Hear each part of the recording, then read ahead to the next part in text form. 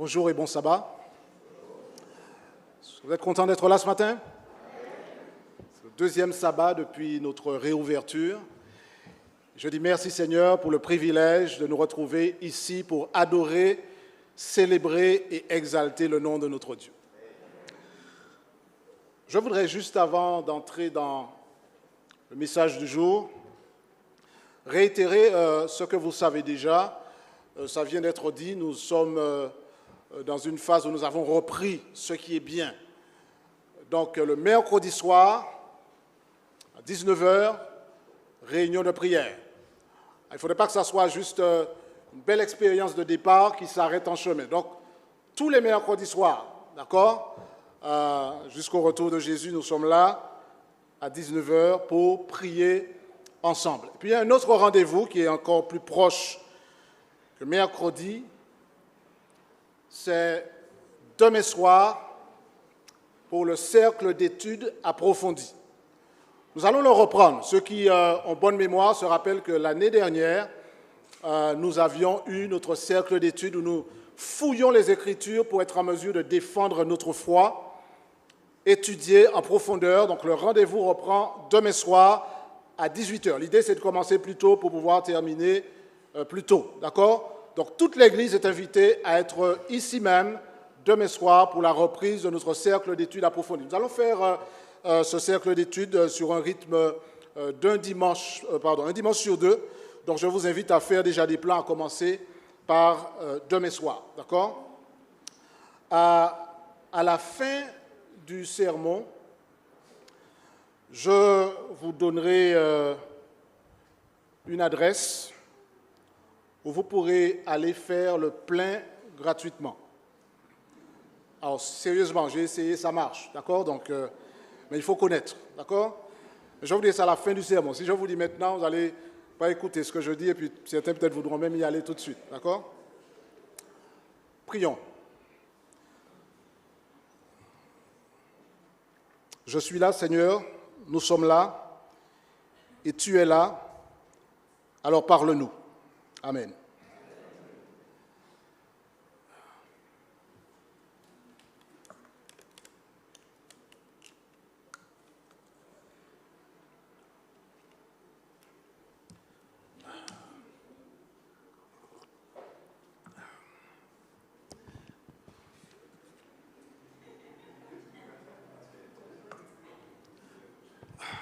C'est bon. Jusqu'à la dernière goutte. Avant que vous vous posiez la question, disant quel genre de pasteur on nous a envoyé là, j'aimerais vous rappeler que boire de l'eau, c'est bon. En fait, aucun jus ne fait le poids face à l'eau. C'est la meilleure boisson qui existe. Et quand on a soif et qu'on boit de l'eau, c'est tout simplement extraordinaire. Vous n'avez jamais eu soif, c'est pourquoi vous m'avez regardé bizarrement. Mais quand on a soif et qu'on boit de l'eau, c'est simplement extraordinaire d'étancher sa soif avec de l'eau fraîche. Quand on a vraiment soif, certains pourraient même dire « Je donne la moitié de mon royaume juste pour une bouteille d'eau fraîche ». Comme vous n'avez pas de royaume, l'eau est un élément vital. L'eau est un élément vital. Ça veut dire qu'on ne peut pas vivre sans eau. Vous pouvez tourner la question dans tous les sens. S'il n'y a pas d'eau, il n'y a pas de vie. Sans ce fameux H2O, nous ne pouvons pas rester en vie parce que l'eau est vitale. Elle est vitale parce qu'il faut boire, elle nous sert à nous laver, à arroser, à désinfecter, à rafraîchir. La pluie qui fait tomber de l'eau du ciel est bienvenue, surtout en période de sécheresse. L'eau est tellement importante que la vie se développe dans l'eau. D'ailleurs, quand une femme est enceinte, eh bien, l'enfant se développe dans ce qu'on appelle le liquide amniotique. Et c'est de l'eau, en fait. On dit d'ailleurs qu'une femme va perdre ses os. D'accord, c'est le moment, à ce moment-là, donc pour que l'enfant voie le jour et puis qu'il continue à vivre en buvant de l'eau. Et c'est extrêmement intéressant de considérer la question et de se dire, mais si l'eau est aussi importante, parce que je répète, l'homme est constitué de 70% d'eau en moyenne. On peut vivre sans manger pendant plusieurs jours. Mais on vous dira très clairement que sans eau, vous pouvez tenir 48 heures, peut-être un tout petit peu plus dans le meilleur des cas et selon l'endroit où vous vous trouvez. Donc l'eau est extrêmement importante. Si vous ne buvez pas d'eau, à un moment, votre corps lâche. Vous commencez à avoir des hallucinations et puis c'est la mort qui s'ensuit.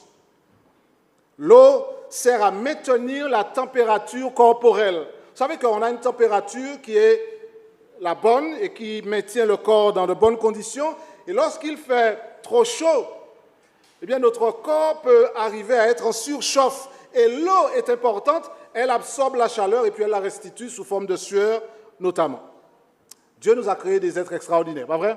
Créatures merveilleuses. L'eau fait baisser la température du corps. C'est pourquoi certains d'entre nous, vous savez, parfois on est en colère et ça chauffe pour boire de l'eau. Pour certaines personnes, il faut carrément rester dans une piscine, parce que des fois, on a envie d'exploser. L'eau sert également au transport des nutriments.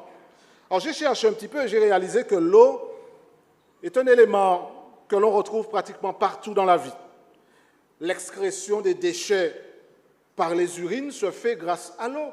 S'il n'y avait pas d'eau, eh bien on ne tiendrait pas longtemps. Les réactions chimiques qu'il y a dans le corps se font grâce à l'eau. La lubrification des articulations est possible grâce à l'eau. D'ailleurs, c'est tellement important qu'on demande de boire au minimum 1,5 litre d'eau par jour. Et si on est sous le soleil ou qu'on travaille, eh bien, ce n'est pas 1,5 litre, mais beaucoup plus qu'il faut boire pour maintenir la température du corps et pouvoir rester en état de fonctionnement. D'ailleurs, l'eau est tellement importante que Dieu a inclus dans le fonctionnement de l'homme un mécanisme qu'on appelle la soif, et qui est un mécanisme de régulation qui permet d'avoir cette sensation du besoin de boire. Dieu nous a créé vraiment des créatures extraordinaires. L'eau est vitale. Je répète, l'eau est un élément incontournable pour notre vie physique.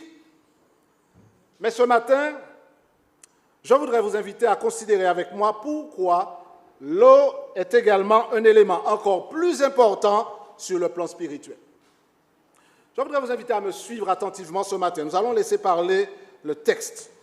Et je vous demanderai de revisiter avec moi un passage des Écritures archi connu dans l'évangile de Jean. Ouvrez vos Bibles, et j'espère que tout le monde est venu avec sa Bible, version papier, version numérique, peu importe, mais ouvrez vos Bibles. Et nous allons revisiter ce passage de Jean chapitre 4. C'est la rencontre de Jésus avec une femme.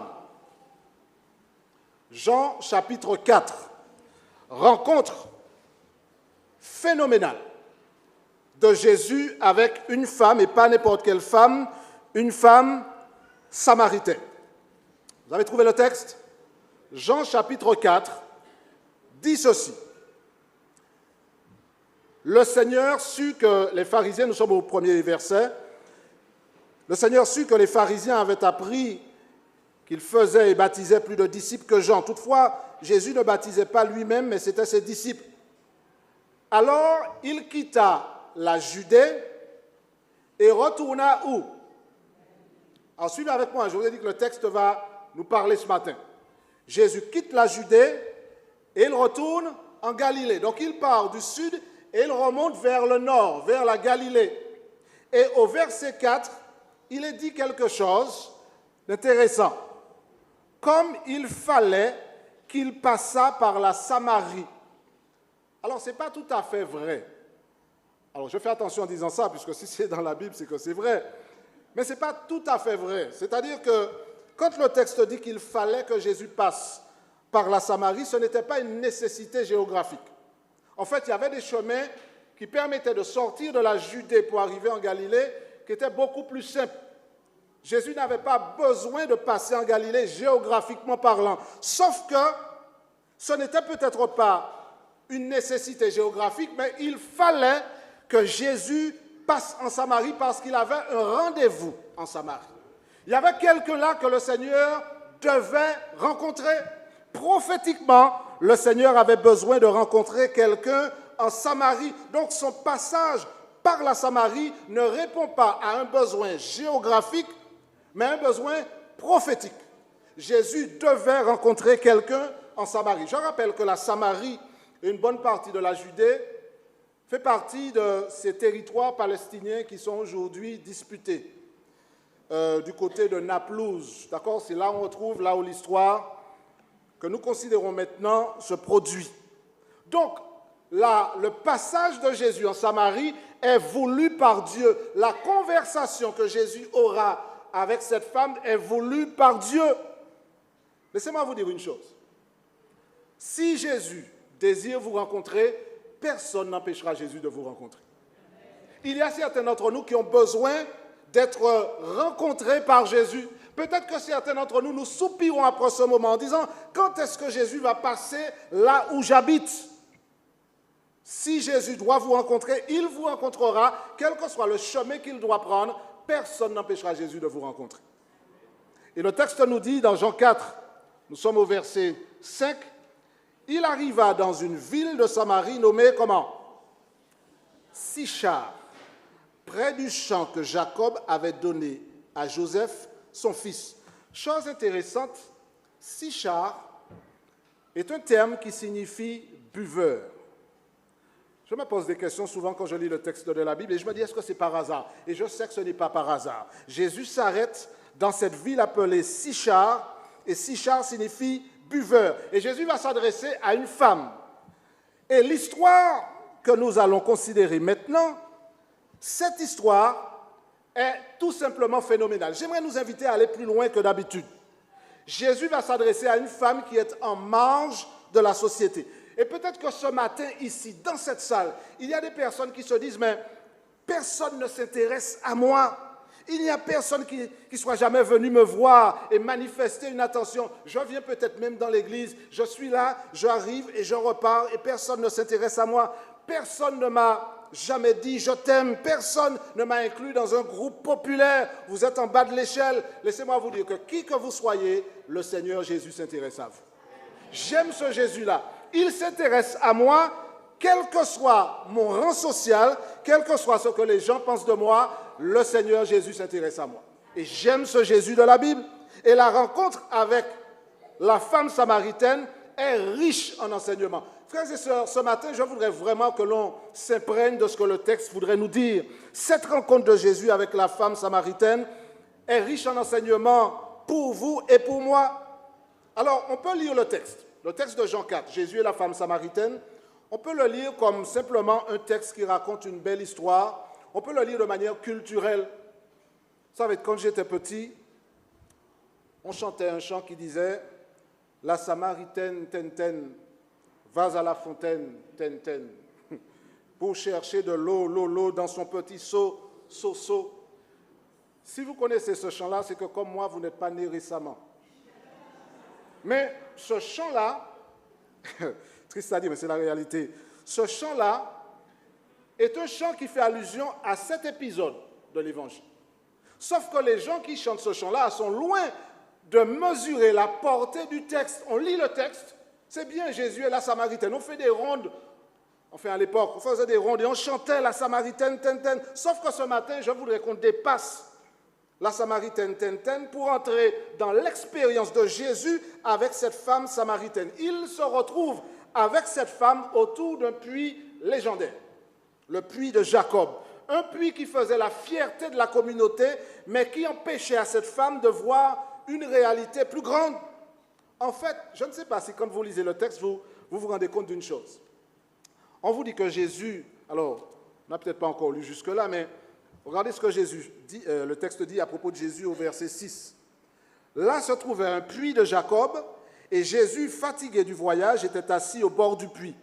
C'est environ la 6e heure. En fait, on voit toujours un homme assis près d'un puits. Quand je lis le texte, je vois autre chose. Je ne vois pas un homme et un puits, je vois deux puits. Je vois le puits de Jacob qui donne de l'eau qui étanche la soif, et je vois assis sur la margelle de ce puits un autre puits qui peut donner de l'eau et pas n'importe quelle eau. On a deux puits face à face. Et cette femme considère comme une fierté d'avoir le puits de Jacob. C'est la communauté qui reçoit ce puits de Jacob en héritage. Ça fait la fierté du groupe. Cependant, cette femme ne réalise pas qu'elle a en face d'elle deux puits. Et il y a une eau dont elle a besoin et dont elle doit comprendre la signification. Alors, je mettrai le doigt sur les éléments essentiels, puisque nous ne pourrons pas voir tout ce qu'il y a dans ce texte-là. Il est tellement riche qu'on pourrait passer des heures à considérer cela.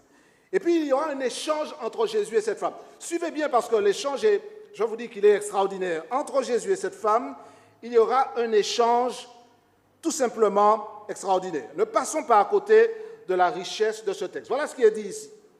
Verset 7. Une femme de Samarie vint puiser de l'eau. Et Jésus lui dit quoi? Donne-moi à boire. Alors, c'est vrai que Jésus avait certainement soif, il était fatigué, mais en venant en Samarie, on l'a dit tout à l'heure, Jésus avait quoi? Il avait un objectif particulier.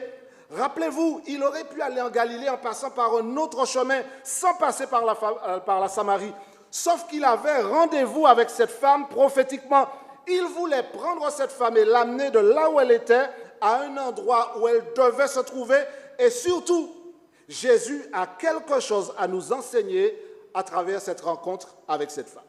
Quand on lit le texte, on se dit, eh bien, c'est bien, Jésus a parlé à une femme samaritaine, il ne devait pas parler aux femmes, etc. Et puis il en a parlé. Alors c'est vrai, mais ce serait ne pas faire justice au texte. Dans ce texte-là, il y a des leçons pour vous et pour moi. Oui, c'est vrai, à l'époque, les Juifs et les Samaritains ne voulaient même pas se parler. Ils étaient en froid, il y avait une hostilité entre les deux groupes. Et quand Jésus va parler à cette femme, il est en train de briser plusieurs tabous. Premièrement, un homme marié ne s'adresserait pas en public à une femme à l'époque. Encore pire, un homme célibataire s'adressant en public à une femme, là il est en train de faire tomber toutes les barrières. Et cette femme se voit donc abordée par Jésus qui lui demande à boire. Lisons la suite du texte et on va mieux comprendre ce qui est en train de se passer ici. Car ses disciples étaient allés à la ville pour acheter des vivres. Et au verset 9, la femme samaritaine lui dit, « Comment toi, qui es juif, me demandes-tu à boire, à moi qui suis une femme samaritaine ?» Les Juifs, en effet, n'ont pas de relation avec les Samaritains. Alors, je trouve cela intéressant comme réaction. La femme rappelle à Jésus ce qu'il sait déjà. Alors, vous vous êtes demandé certainement comment Jésus a fait pour savoir, comment la femme a fait pour savoir qu'il était juif. Alors, certainement, dans sa manière de s'habiller, parce que Jésus, n'oubliez pas, était juif, donc il avait une manière de s'habiller. Si vous lisez l'Ancien Testament, il y avait des signes distinctifs qu'on portait dans sa tenue vestimentaire. En plus, Jésus était considéré comme un rabbi. Et la réaction de la femme est tout à fait normale. Mais la réponse de Jésus, elle, nous entraîne sur un autre terrain et dans une autre dimension. Regardez ce que Jésus répond à cette femme au verset 10. Jésus lui répondit, « Si tu connaissais si tu connaissais le don de Dieu et qui est celui qui te dit, donne-moi à boire, tu lui aurais toi-même demandé à boire et il t'aurait donné de l'eau vive. Seigneur, lui dit la femme, tu n'as rien pour puiser et le puits est profond, d'où aurais-tu donc cette eau vive? Es-tu plus grand que notre père Jacob qui nous a donné ce puits et qui en a bu lui-même ainsi que ses troupeaux? Arrêtons-nous là un instant. Je voudrais qu'on considère bien, même si c'est superficiellement, ce qui est en train de se passer ici. Le Seigneur demande à cette femme de l'eau. Donne-moi à boire. Et la femme lui dit, il y a un problème. Le premier problème, c'est que tu n'es pas censé me demander à boire. Tu es juif, je suis samaritaine. On n'est pas censé parler. Et puis Jésus va plus loin. Et cette femme, lorsqu'elle entend Jésus parler, lui dit, mais tu me dis que tu peux me donner de l'eau si je savais qui tu étais. Mais tu n'as rien pour puiser. Est-ce que tu as un pouvoir au-delà de celui qu'avait Jacob, qui est celui qui nous a donné ce puits en héritage?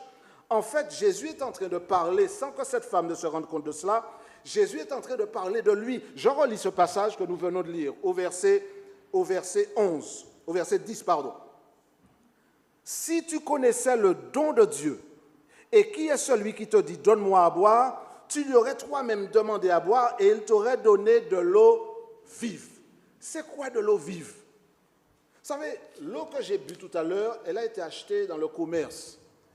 J'en ai déjà bu et je vais en boire encore et j'aurai soif. L'eau vive, c'est l'eau qui donne la vie. c'est elle qui étanche la soif pour de bon. En fait, Jésus est en train de montrer à cette femme qu'à travers son sacrifice, vous me direz où est-ce que j'ai vu cela? Mais c'est là où il faut apprendre à purger le texte comme un citron et à le laisser nous dire ce qu'il veut nous dire. Le texte est en train de faire parler Jésus qui dit à cette femme en réalité en message codé, tu sais, par mon sacrifice, je vais ouvrir une source. Je représente cette eau vive qui peut révolutionner ta vie. Le puits de Jacob ne fait pas le poids. L'eau que je m'apprête à te donner peut étancher la soif à tout jamais. Cette femme est en train de réaliser quelque chose sous ses yeux, mais elle n'a pas encore compris exactement. D'ailleurs, comme de nombreux commentateurs, je fais partie de ceux qui croient que dans le texte de Jean 4, il y a énormément de choses qui sont dites. Beaucoup de personnes lisent le texte et se disent c'est un texte entre Jésus et la femme samaritaine, une conversation entre les deux qui montre que Jésus parlait aux femmes, même si la tradition voulait que ça ne se fasse pas, que Jésus en tant que juif parlait aux samaritains. C'est vrai, tout cela est vrai, mais ce serait ne pas faire justice au texte que de ne pas voir au-delà de cela. Ce qui m'interpelle au sujet de Jésus dans le texte, c'est qu'il est en train de dire que je suis la source d'eau vive. Si vous ne m'avez pas, si vous n'acceptez pas mon sacrifice, vous allez boire de l'eau du puits, mais vous n'aurez jamais l'occasion d'étancher la soif que vous avez au fond de vous-même. Et je fais partie de ceux qui croient que Jésus est partout dans le texte biblique. De la première page à la dernière page, il y a Jésus. On ne le voit pas toujours, mais il est là. Et je fais partie de ceux qui croient que Jésus est non seulement assis sur la margelle du puits, mais dans les paroles qu'il lance à cette femme, ce sont autant d'appels de phare qu'il est en train de faire à cette femme et à nous-mêmes pour expliquer que c'est lui l'eau vive et qu'à travers son sacrifice, nous pourrons effectivement l'adorer en esprit et en vérité. Vous me direz, qu'est-ce qui me permet de dire ça? Je vais vous donner 3 éléments. Regardez avec moi au verset 6. Quand on lit le texte, on ne voit pas cela, mais quand on étudie le texte, on le voit. Au verset 6, là se trouvait le puits de Jacob. Jésus, fatigué du voyage, était assis au bord du puits. Et puis Jean, quand il écrit le texte, il ajoute une phrase. C'était environ, quoi? La 6e heure. Si vous lisez dans Jean 19, versets 14 et verset 28, vous allez vous rendre compte que Jean n'envoie pas ce détail-là par hasard. Il est en train de faire des appels de phare pour parler de son sacrifice. Il parle de la 6e heure. Ça ne vous dit rien, la 6e heure? Jean 19, verset 24. On va dire ça rapidement. C'est juste une parenthèse que je fais. Jean 19, verset 24. Voilà ce que verset 14. Jean 19, verset 14. C'était la préparation pour la Pâque. Et environ, quelle heure? La 6e heure. On est en train de parler des instants qui précèdent la crucifixion de Jésus. Et au verset 28, après cela, Jésus, qui savait que tout était déjà consommé, dit, afin que l'écriture fût accomplie, quoi? J'ai soif. Si vous ne voyez pas le rapport, c'est qu'il y a quelque chose qui cloche. Le texte est en train de nous dire que Jésus parle de lui. Il faut dépasser le puits de Jacob et voir Jésus. Jésus dit, je suis l'eau vive. Et il fait un appel de phare. C'était la 6e heure. Pour ceux qui ne croient toujours pas, Jésus va rester chez les Samaritains combien de jours? Jésus va rester 3 jours chez les Samaritains. Si vous ne me croyez pas, relisez le texte. Tout est dans le texte. Au verset 40 de Jean 4. Nous sommes toujours dans Jean 4, verset 40. Regardez ce qui est dit ici. Aussi, quand les Samaritains vinrent le trouver, ils le prièrent de rester auprès d'eux. Et il resta là combien de jours? 2 jours. Et au verset 43, après ces 2 jours, Jésus partit de là pour se rendre en Galilée. Ça veut dire qu'il est resté 2 jours et le 3e jour, il part pour aller en Galilée. Quelque part, je ne peux pas m'empêcher de voir que l'histoire de la croix n'arrive pas à la fin de l'évangile, mais que l'auteur de Jean va parsemer tout au long de son évangile des raisons pour nous d'avoir soif, de boire de cette eau-là que l'on trouve au pied de la croix. C'est ça que Jean est en train de nous faire comprendre. Jésus dit, j'ai soif. Et Jésus est en train de montrer que lui aussi serait resté pendant 2 jours dans le tombeau. Et le 3e jour, il ressusciterait. Et là, il reste 2 jours chez les Samaritains. Et le 3e jour, il s'en va. Un appel de phare pour rappeler encore l'expérience de la croix à venir. Quand on a rencontré Jésus à la croix, on devient assoiffé de le rencontrer et de boire les paroles de notre Sauveur, frères et sœurs. Verset 13. Regardez ce qui est dit ici. Au verset 13. quiconque, Jean 4, verset 13, Jésus lui répondit, quiconque boit de cette eau aura encore soif. Verset 14, mais celui qui boira de l'eau que je lui donnerai n'aura jamais soif, et l'eau que je lui donnerai deviendra en lui une source d'eau qui jaillira jusque dans l'éternité. Jésus commence par dire quiconque. Et quand il dit quiconque, le chapitre d'avant, dans le chapitre 3 de Jean, vous vous rappelez de quel personnage on parle au tout début? Vous connaissez la Bible. Dans Jean 3, verset 1er et suivant, on parle de Nicodème. Et Jésus va dire à Nicodème quoi? Jésus va lui dire justement qu'il faut que tu naisses d'eau et d'esprit. Nicodème, c'était un homme riche, éduqué, pieux. Et la femme samaritaine, elle est à l'autre extrême. Donc quand Jésus dit quiconque, il parle des gens comme Nicodème ou des personnes comme la femme samaritaine, pauvre, pécheresse, peu éduquée. Et pourtant, c'est l'eau et l'esprit dont tous les deux ont besoin pour donner un sens à leur vie. Alors, laissez-moi aller un peu plus loin avec vous. La question est de savoir, est-ce que nous sommes venus ce matin ici en ayant bu suffisamment? Est-ce que nous avons bu avant de venir ici? On ne peut pas adorer sans boire de l'eau. Et vous me direz, qu'est-ce qui me permet de dire ça? Eh bien, tout ce que je dis depuis tout à l'heure est ce vers quoi nous allons arriver dans un instant. La question est, est-ce que j'ai bu l'eau de la vie? Vous avez peut-être bu de l'eau en bouteille, mais est-ce que j'ai bu l'eau que représente Jésus lui-même? Peu importe que nous soyons Nicodème ou la femme samaritaine, peu importe que nous soyons martiniquais, juifs, anglais, américains ou autres, l'important c'est d'avoir rencontré Jésus, de l'avoir suivi et d'avoir accepté de boire l'eau qu'il nous propose. On est un véritable enfant de Dieu quand on vient au pied de la croix et qu'on boit l'eau vive que représente Jésus-Christ, frères et sœurs. Alors c'est peut-être une vérité très simple, mais je ne suis pas un enfant de Dieu parce que je viens à Horeb. Je ne suis pas un enfant de Dieu parce que je suis un prédicateur ou parce que je suis chantre ou parce que je suis responsable de l'école du sabbat ou parce que je viens ici régulièrement. Je suis un enfant de Dieu parce que j'ai accepté de boire quotidiennement cette eau qui arrose ma vie, qui la fertilise et qui me permet d'être un véritable adorateur. On n'est pas un véritable adorateur simplement parce qu'on vient à l'église. L'eau que le Seigneur veut offrir est une eau qui élimine la soif et une eau qui nous amène jusque dans la vie éternelle. Mais ce que le texte dit et que beaucoup de personnes ne voient pas, c'est en fait que l'eau, lorsqu'on la boit, elle ne fait pas qu'étancher la soif. Regardez ce que le texte dit bien. Dans Jean 4, on nous dit que l'eau, si on la boit, elle étanche la soif, mais elle fait quelque chose d'autre. Au verset 14 qu'on a lu tout à l'heure, je reprends.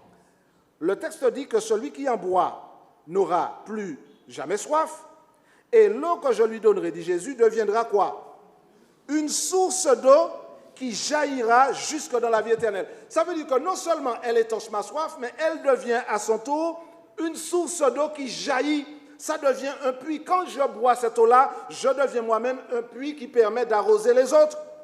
En d'autres termes, la femme est en train de découvrir que l'Esprit de Dieu, parce que quand on parle de l'eau, on fait référence à l'Esprit, on va le confirmer dans un instant. La femme elle est intriguée par ce que Jésus lui dit, mais elle ne croit pas encore parce qu'elle pense que Jésus parle de l'eau que l'on boit, que l'on met dans sa bouche.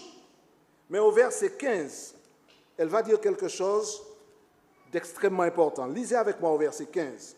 Le texte est simple mais profond. La femme dit à Jésus, « Seigneur, donne-moi de cette eau afin que je n'aie plus soif et que je ne vienne plus puiser de l'eau ici. » La femme est en train de dire, « Seigneur, tu as une eau là qui peut étancher ma soif, mais elle pense toujours que c'est de l'eau qui coule de son pichet ou qu'on le retrouve dans le puits. » Elle n'a pas encore compris ce que Jésus veut lui dire, mais elle est en train de comprendre.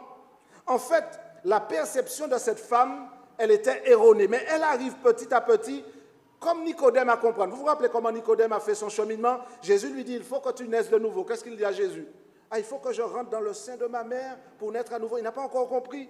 Et dans ce passage-là, au chapitre suivant, au chapitre 4, Jésus est en train de dire à la femme, je peux te donner une eau, si tu la bois, non seulement tu n'auras plus soif, mais elle va créer en toi un puits qui va jaillir et qui permettra d'arroser les autres. Et la chose est tellement belle que cette femme, en fait, elle réalise que l'eau que Jésus lui donne n'est pas une ordinaire, mais pour elle, elle est encore sur l'eau.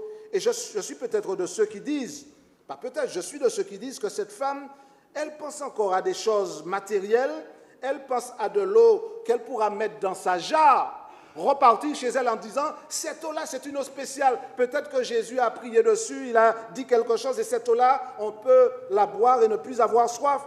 Elle n'a pas encore compris en réalité que Jésus parle de l'eau qui va étancher son âme, pas remplir sa jarre, mais remplir son âme. La femme samaritaine, permettez-moi de faire une parenthèse ici, est souvent présentée, quand on étudie la Bible, comme une femme de mauvaise réputation. Peut-être que c'est vrai, le texte ne me permet pas de dire cela. Quand je lis le texte, on me dit un certain nombre de choses à propos de cette femme. Et beaucoup de personnes s'appuient sur cette phrase. Regardez ce que les versets suivants disent. Au verset 16, Jésus va oser dire à cette femme quelque chose. Qu'est-ce qu'il lui dit? Va, lui dit Jésus, et appelle ton mari et viens ici. La réponse de la femme est édifiante. Elle dit, je n'ai point de mari. Et Jésus lui dit, tu as raison de dire, je n'ai point de mari, car tu as eu 5 maris, et celui que tu as maintenant, ce n'est pas ton mari. En cela, tu as dit vrai. Juste une parenthèse. La femme samaritaine est souvent présentée comme une femme de mauvaise vie. Elle a eu 5 maris. Donc on la voit comme une femme qui change de mari, comme on change de gants à la limite. Et on lui donne une réputation, voilà, c'est quelqu'un de mauvaise vie. Et c'est peut-être pourquoi elle allait là se cacher pour que les gens ne la voient pas au milieu de la journée. Qu'est-ce qui m'empêche de penser autrement? Et de me dire qu'effectivement, elle avait eu 5 maris. Je ne peux pas l'affirmer selon le texte, mais qu'est-ce qui m'empêche de croire que ces maris, les 5 qu'elle a eus, sont morts? Ou alors que c'était des hommes vicieux qui l'ont trompée et ont divorcé d'elle. Parce qu'à l'époque biblique, ce n'est pas les femmes qui initiaient le divorce, mais les hommes. Donc je suis en train déjà de faire passer cette femme pour une femme de mauvaise vie. Peut-être qu'elle l'était, mais le texte ne me permet pas d'affirmer cela. Le texte me dit qu'elle a eu 5 maris, et peut-être qu'elle se cachait, voulant pas que les gens la voient. Elle vient à midi, sachant qu'il y a très peu de personnes, parce qu'elle est déprimée. Et qu'elle se dit, les gens vont me regarder et me dire, voilà, bien chaque fois qu'elle se marie, eh bien le mari meurt. Elle tue les maris. Les gens commencent à parler dans mon dos, etc. Donc je vais venir là à un moment autre. Et je me pose la question suivante. À la fin de l'histoire, je fais déjà un crochet à la fin de l'histoire, cette femme arrive à dire aux habitants de la ville qu'elle a rencontré quelqu'un et toute la ville la suit pour aller voir. Une femme de mauvaise vie, elle vient et puis elle dit ça et puis les gens la suivent. Cherchez l'erreur. Mais je vous invite à réfléchir sur la manière dont on aborde le texte biblique. Mais je prends le texte tel qu'il est. Elle a eu 5 maris et Jésus ajoute, celui que tu as maintenant n'est pas ton mari. Ça peut vouloir dire beaucoup de choses, mais peu importe, ce n'est pas l'objet de la réflexion de ce matin. Ce que je suis simplement en train de dire, c'est que nous devrions réaliser que lorsque certaines personnes sont dans une situation, au lieu d'ouvrir notre bouche pour pouvoir déjà évoquer des scénarios, critiquer et abattre, nous devrions peut-être faire de cette personne un sujet de prière. Demander à Dieu de visiter cette personne, quelle que soit la situation dans laquelle elle est, pour qu'elle puisse ouvrir les yeux, sortir de sa situation si elle est problématique, avancer et retrouver la joie et le goût de vivre. Je n'ai point de mari. Alors quand la phrase est dite, pour ceux qui étudient le texte, pas pour ceux qui le lisent, pour ceux qui étudient le texte, la femme dit, je n'ai point de mari. On peut lire ça en disant, bien voilà, c'est le summum du vice, d'accord, elle n'a pas de mari. Effectivement, elle en a eu 5 et puis en plus elle vit avec quelqu'un là, pas très clair. Sauf que quand je lis le texte, je me rappelle que Jésus a dit, je devais passer en Samarie. Il ne devait pas passer géographiquement, mais il avait choisi d'y aller parce qu'il avait rendez-vous avec cette femme. Je n'ai pas de mari. C'est intéressant d'entendre ça quand on sait que c'est autour d'un puits que souvent dans la Bible, on trouve son mari. Vous vous rappelez l'expérience de Rebecca? Rebecca va trouver son mari, ou son mari va la trouver par personne interposée près d'un puits. Vous vous rappelez Séphora? Séphora rencontre Moïse près d'un puits. Et je trouve que c'est quelque part intéressant que l'auteur dise près du puits que cette femme qui est en train de parler, un homme dit « je n'ai pas de mari ». En fait, l'homme de sa vie est là, tout près d'elle, à 1 mètre d'elle, mais elle ne le sait pas encore. Elle n'a pas encore rencontré celui qui allait transformer sa vie et lui donner ce qu'aucun autre homme n'a jamais pu lui donner. L'homme de sa vie est là. Vous savez, je l'ai dit tout à l'heure, beaucoup de demandes en mariage se sont faites près de puits. J'ai parlé de Rebecca et de Séphora. Et on se dit, mais quelque part, symboliquement, je préfère dire que Jésus est en train de faire une demande de mariage à cette femme. Que Jésus, en quelque sorte, est en train de dire à cette femme, tu n'as pas encore rencontré l'homme dont tu as besoin. Mais même si tu as eu 5 maris, que celui que tu as actuellement n'est pas le tien, Jésus invite cette femme à entrer dans une relation avec lui, une relation qui lui apportera ce que personne d'autre ne lui a jamais apporté. Une relation durable qui la comblerait réellement et pour toujours. Ça, dans le texte, c'est une vérité dont je dois m'approprier. Ça veut dire que quelque part, Jésus a rendez-vous avec moi. Même lorsque personne ne compte sur moi, Jésus sait me rencontrer. Et quand il me rencontre, il dit, j'ai une eau que tu peux boire et qui va étancher ta soif. En d'autres termes, je suis la personne dont tu as besoin dans ta vie et qui va te combler réellement. Il y a trop de personnes qui croient qu'une femme leur apportera tout ce qu'une vie peut en avoir besoin dans une vie, tout ce qu'un individu peut avoir besoin dans une vie, ou qu'un homme peut apporter tout ce dont on a besoin dans une vie. Oh certes, il y a un cadre pour chaque chose, mais seul Jésus peut combler les besoins les plus profonds de notre âme, à vous et à moi.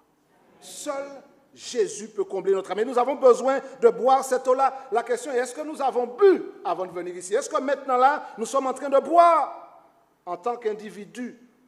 La question aussi se pose. Cette femme a dit, j'ai eu 5 maris, celui que j'ai, ce n'est pas le mien. En tant qu'adorateur, en tant qu'Église, nous devons avoir un seul époux, un seul, et son nom c'est Jésus.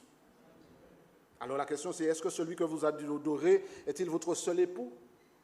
En avez-vous eu d'autres? Qu'avez-vous fait d'eux? Et celui que vous adorez maintenant, est-il votre époux? À méditer, j'ai mis des points de suspension. Jésus connaît tout de la Samaritaine. Parce que quand Jésus dit, je ne sais pas si ça vous fait réfléchir, mais Jésus dit à cette femme, tu as raison de dire que tu n'as pas de mari parce que tu en as eu 5. Et celui que tu as là, ce n'est pas le tien. Je ne sais pas si vous étiez à la place de la femme samaritaine, c'est sûr que ça vous aurait fait. Que Jésus connaisse tout à propos de la femme samaritaine, c'est une bonne nouvelle, une mauvaise nouvelle. Que Jésus sache tout à propos de moi. Cette déclaration peut soit nous rassurer ou nous inquiéter. Jésus sait tout à propos de moi. Ça veut dire qu'il sait. Alors que personne à l'église ne sait, Jésus sait que j'ai mis la main dans la caisse et que j'ai pris l'argent qui n'était pas à moi. Il sait ce que j'ai fait quand il faisait noir et que j'étais là avec cette personne-là avec qui je n'étais pas marié et que je faisais des choses que je ne devais pas faire avec. Oui, il sait ça. Il sait que j'ai triché en faisant ma déclaration d'impôt. Oui, il sait ça. Ou alors je peux prendre les choses autrement et puis dire que oui, Dieu connaît toutes choses. Il connaissait tout sur cette femme samaritaine. Quelque part, c'est rassurant que je sache que Jésus sait toutes choses et qu'il comprend ce que les autres ne voient pas. Laissez-moi vous dire ce matin, frères et sœurs. Il y a plusieurs personnes ce matin ici dans cette salle qui sont venues en mettant un masque. Vous êtes venus ce matin et vous avez respiré un grand coup avant de partir de chez vous, vous avez mis un masque. Vous êtes préparés. Parce que vous saviez qu'en arrivant ici, on vous aurait demandé « ça va ?» et vous aurez sorti la réponse tiroir « ça va ?» Mais vous savez qu'au fond de vous-même, il y a un cyclone, il y a une tempête, il y a un ouragan qui est en train de faire rage. Et vous voulez masquer cela en mettant un visage préfabriqué. Vous ne voulez pas dire la réalité des choses. Les gens vous voient, vous souriez, vous donnez la main aux gens, vous les embrassez, vous leur faites un grand sourire. Mais ils ne savent pas comment vous avez déjà pleuré. Ils ne savent pas ce que vous vivez. Donc quand je dis que Jésus connaît toutes choses, c'est important de savoir qu'il sait ce qu'il y a au fond de vos cœurs. Il sait le mal que ça vous a fait quand les gens ont répandu des horreurs à votre sujet. Ils ont fait traîner des rumeurs vous concernant. Il sait, peut-être que personne d'autre ne sait, mais Jésus voit, il vous regarde dans les yeux et puis il dit, je te vois, je vois au fond de ton âme, je te vois, je sais tes traumatismes, ta souffrance, je sais ce que tu vis avec ton enfant qui est intenable, je sais ce que tu vis avec ton conjoint qui est invivable, je sais ce que tu vis avec tes voisins qui sont incroyables, je sais ce que tu vis avec tes parents qui sont insupportables, je sais tout cela, je sais Ce que les autres ne voient pas, je sais, mais je suis là. Et si tu reçois cette eau-là, elle te permettra de traverser le désert et d'être restauré au milieu de la difficulté. Alors ce matin, je nous invite à boire. Je nous invite à boire. Pas seulement de cette eau-là. Oh, il faut boire de cela aussi. Mais je vous invite à boire à grande gorgée de ce Jésus-là. Et vous savez quoi? La femme est tellement convaincue. Je trouve ça extraordinaire. Quand je lis le texte, j'ai arrêté de lire la Bible. Ça fait des années. Et puis, il y a quelque temps, j'ai commencé à étudier la Bible. Il y a toute une différence entre les deux. Et quand j'étudie la Bible, je vois qu'à un moment, on me dit que la femme, au verset 28, on passe sur beaucoup de choses. Et le texte est suffisamment riche pour faire au moins 25 sermons, mais je mets le doigt sur l'essentiel. Au verset 28, quand Jésus lui dit tout cela, et qu'elle commence à comprendre, le verset 28 dit quelque chose que j'espère nous avons compris. Alors la femme, ayant laissé sa cruche, s'en alla dans la ville et dit aux gens, quoi? Venez voir un homme qui m'a dit tout ce que j'ai fait, ne serait-ce point le Christ. Regardez ce qui est en train de se passer dans ce verset-là. La femme est venue au puits pour faire quoi? Pour puiser de l'eau. Elle a sa cruche. Mais quand elle rencontre Jésus, qu'est-ce qu'elle fait? Elle laisse l'eau qui est dans la cruche et puis elle repart avec l'eau qui est en chlam. Est-ce que vous avez saisi ce que se passe là? La femme a compris que l'eau qui est la plus importante, ce n'est pas celle qui est dans le puits. Donc elle laisse la cruche, elle est venue pour prendre de l'eau, mais elle laisse la cruche derrière elle et elle part avec le plein d'eau, mais pas n'importe quelle eau. Elle part avec quelque chose dans sa vie qui est révolutionnaire. Elle part avec une nouvelle expérience. Elle laisse derrière elle l'eau en bouteille, celle qui n'étanche pas vraiment, et elle part avec l'eau de la vie, celle qui étanche et qui peut rafraîchir les autres. On raconte l'histoire d'un homme qui a voulu traverser le désert. Il savait que la traversée du désert serait rude. Et on ne peut pas traverser le désert si on n'a pas de l'eau en réserve. Donc il a rempli plusieurs bouteilles d'eau, il a chargé ça sur son dos, et il a commencé à aller, à avancer. Il a essayé d'économiser l'eau. Mais quand on est dans le désert, on a soif. Alors il a commencé à boire, Et puis, avant un moment, il se rend compte que l'eau, il n'y en a plus. Mais il n'a pas encore terminé sa traversée. Il est presque découragé. Il se dit, c'est trop loin pour que je puisse retourner. Et je ne suis pas encore arrivé, mais j'ai plus d'eau, je ne pourrai pas arriver. Et puis au moment où il allait se laisser abattre, il regarde et puis il voit une fontaine. Vous savez, les fontaines anciennes avec, une pompe. Et on attise, on amorce la pompe et puis ça fait jaillir de l'eau. Et puis il arrive, il dit, ah, formidable, je vais pouvoir boire. Et lorsqu'il arrive près de cette fontaine, il saisit le manche et puis il le fait descendre, remonter. Et puis finalement, il entend un bruit qui l'a découragé, le bruit de métal qui frotte contre du métal. Ça veut dire que le mécanisme est sec, ressec et sec encore. Et c'est rouillé, il n'y a rien. Et il appuie dessus et il entend un bruit de métal qui frotte contre du métal. Alors il lâche tout et puis il se dit, eh bien, je vais mourir ici. Et puis il tourne la tête et puis à côté de cette fontaine, il voit une petite boîte comme une boîte de conserve avec un papier qui dépasse. Il se dirige vers cette boîte, il prend le petit papier, il lit ce qu'il y a dessus. Il voit que c'est écrit « Cher voyageur, ne sois pas découragé car là où tu es là, il y a suffisamment d'eau pour étancher ta soif pendant des jours et des jours. Voilà comment tu vas faire pour boire. Au pied de la fontaine, il y a une bouteille d'eau qui est enterrée là. Fouille, prends cette bouteille d'eau. Quand tu auras pris cette bouteille d'eau, verse-la dans son intégralité sur le mécanisme qui était rouillé. L'humidité va faire en sorte que le système va être dégrippé et tu vas pomper et puis l'eau va jaillir et tu en auras suffisamment pour remplir toutes tes bouteilles et terminer ta traversée. Et puis la note ajoutait en bas PS. Lorsque tu vas déterrer cette bouteille d'eau, tu seras tenté de la boire parce que tu auras tellement soif. Ne bois pas cette bouteille, parce que si tu la bois, tu auras encore soif, et les voyageurs qui viendront après toi auront encore soif. Fais exactement ce que dit le texte. Tu reçois l'eau, mais c'est pour toi et pour les autres. Donc verse sur le mécanisme et puis amorce la pompe et ensuite enterre à nouveau une bouteille d'eau pour que le prochain voyageur retrouve le même message et qu'il puisse aussi continuer sa traversée. En d'autres termes, je ne reçois pas l'eau pour moi-même, mais je reçois l'eau pour la partager également, frères et sœurs. La femme samaritaine a fait exactement ça. Elle a reçu l'eau et elle est allée la partager avec les autres. Elle est allée dire aux autres ce que Jésus a fait pour elle. Elle a été une missionnaire.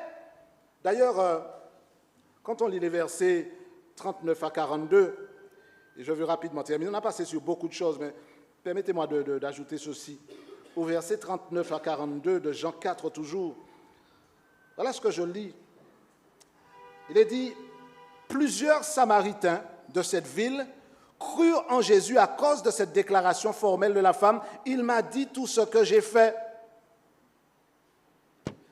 Aussi, quand les Samaritains vinrent la trouver, ils le prièrent de rester auprès d'eux. Il resta là 2 jours. Un beaucoup plus grand nombre crurent à cause de sa parole.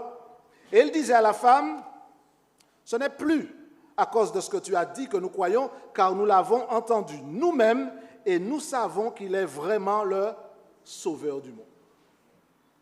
Voilà une femme missionnaire. Voilà une femme qui a compris que quand on a reçu l'eau, ce n'est pas pour soi-même, mais c'est pour partager avec les autres. Et le texte nous fait bien comprendre que plus on connaît Jésus, plus on se rapproche de lui, plus on arrive à le découvrir pour qui il est. Je vous fais remarquer une chose que je n'avais pas vue au départ. Le texte lui-même, le texte que Jean rédige, le texte et la Samaritaine aussi sont dans une progression. Regardez par exemple au verset 6, nous sommes toujours dans Jean 4. Jean 4, si vous lisez au verset 6, on vous dit, Jésus lui dit, donc on appelle par son nom Jésus. Quand on arrive au verset 9, c'est un petit peu plus précis, ce n'est pas simplement Jésus, c'est un juif. On l'identifie un petit peu davantage.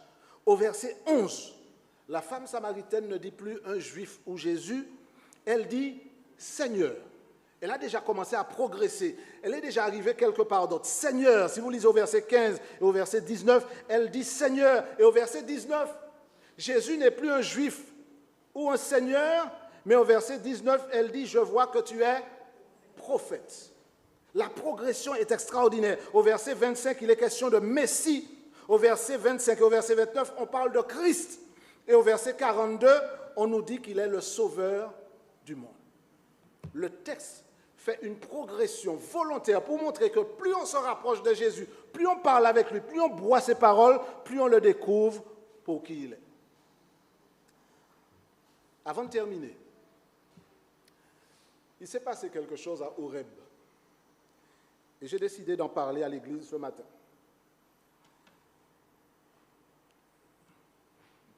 Il s'est passé quelque chose à Horeb et je voudrais vous en parler. Je crois qu'il faut apprendre des leçons du passé. Lorsqu'il se passe quelque chose, il faut réfléchir et se dire, si ça s'est passé, qu'est-ce qu'on fait pour pouvoir comprendre ce que l'incident veut nous enseigner. Voilà ce qui s'est passé à Horeb, Exode 17.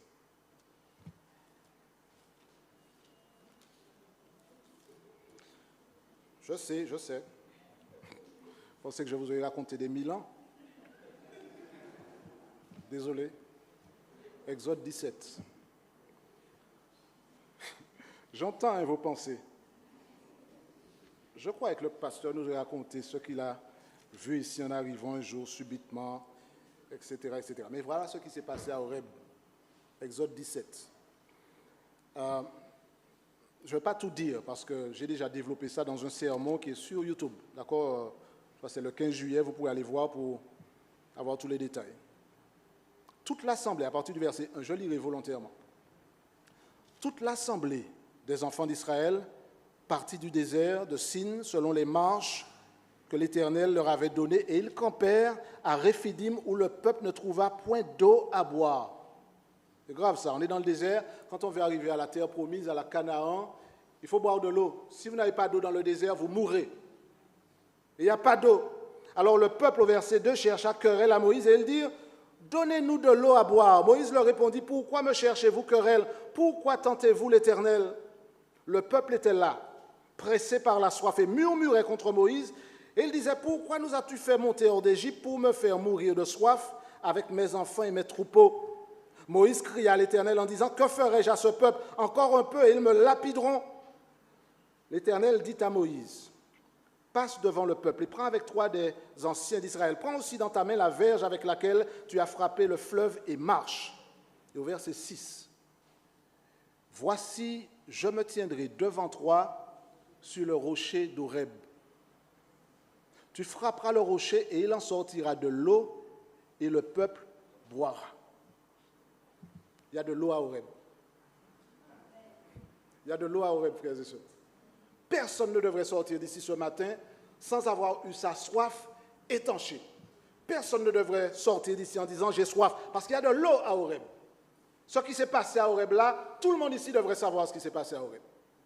Que Dieu a dit vous avez soif, vous êtes dans le désert, je serai là sur le rocher d'Horeb et vous allez frapper ce rocher. Et je rappelle, vous allez voir ça dans le sermon dont je vous ai parlé, mais que frapper le rocher à Horeb était un signe indiquant le sacrifice de Jésus qui devait être frappé une première fois.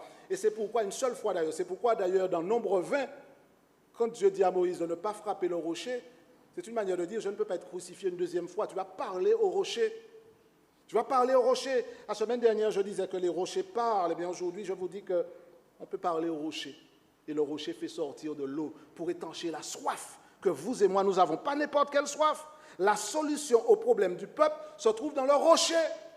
Et le rocher d'Horeb, pour ceux qui ne me croient pas, vous allez rentrer à la maison, où est-ce que le pasteur a pris ça? Juste pour vous permettre de dormir tranquille. Dans 1 Corinthiens 10, je lirai juste ce verset-là. Et puis...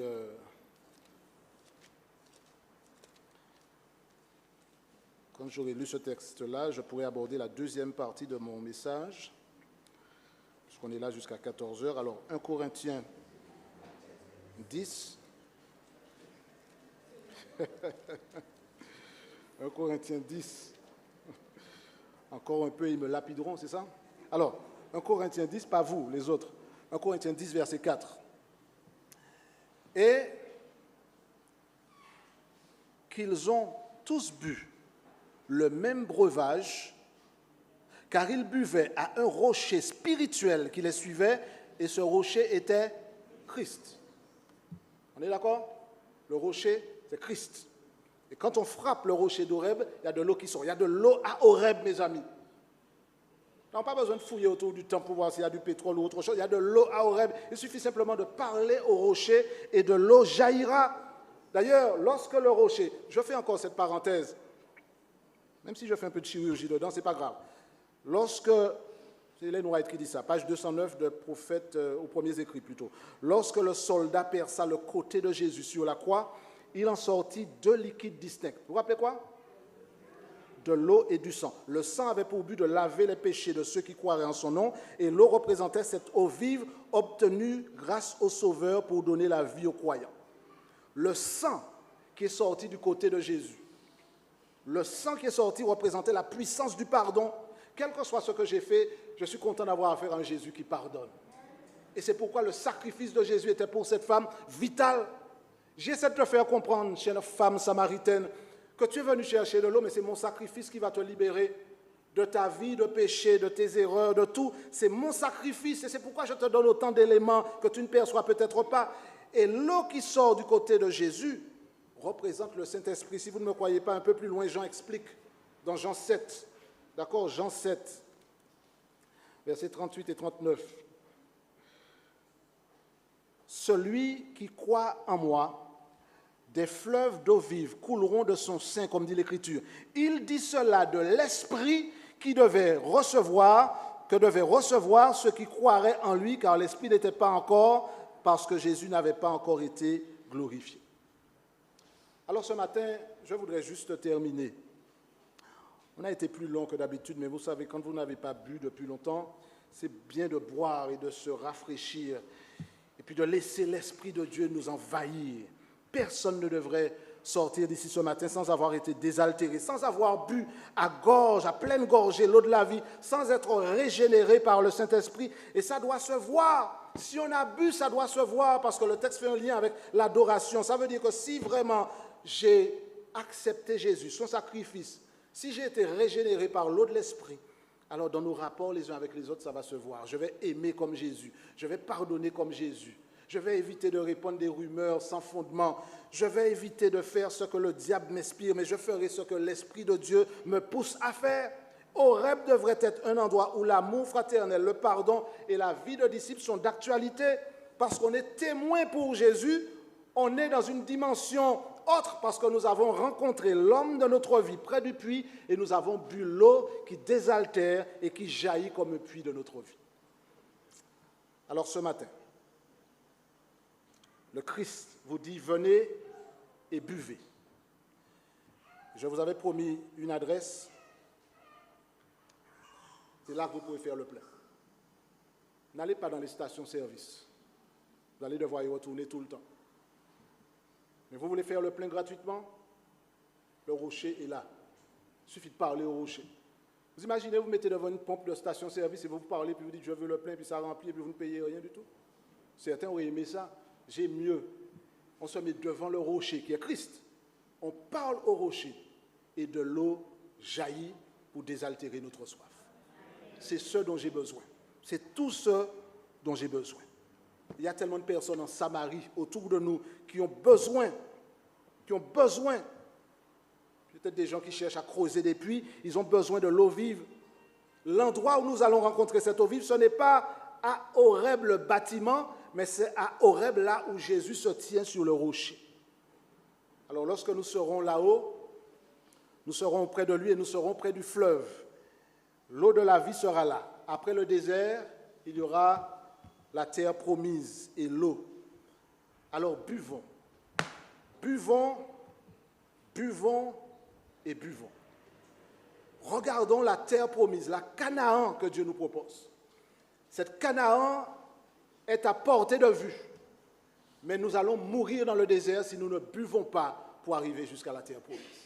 Buvons, frères et sœurs, buvons, désaltérons-nous à cette eau que Jésus nous donne et n'ayons plus jamais soif parce que Jésus nous aura désaltérés. Que la parole de Dieu demeure dans nos cœurs et qu'elle accomplisse son effet dans nos vies, que nous soyons un peuple de témoins pour Jésus aujourd'hui et jusqu'à ce qu'il revienne. Amen.